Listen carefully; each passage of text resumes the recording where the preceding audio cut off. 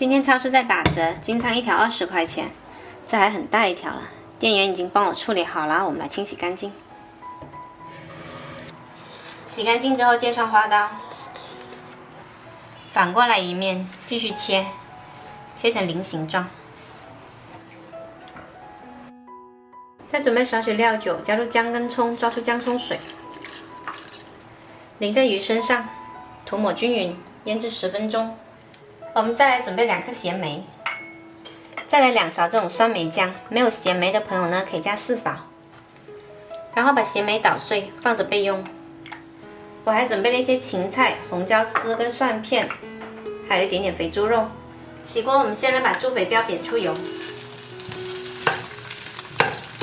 猪肥膘煸出油了，把鱼放进来，煎到2面金黄。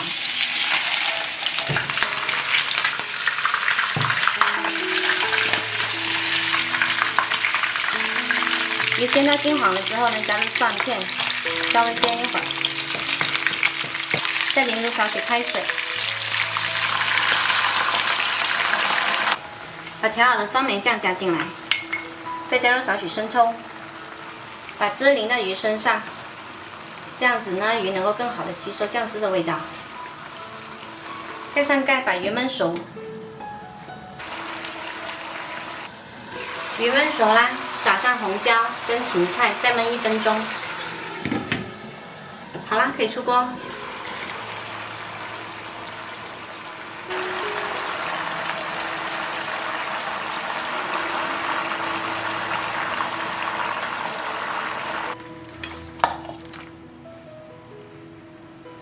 这道酸梅汁焖鱼呢，做法简单，吃起来酸甜开胃，喜欢的朋友可以试一下。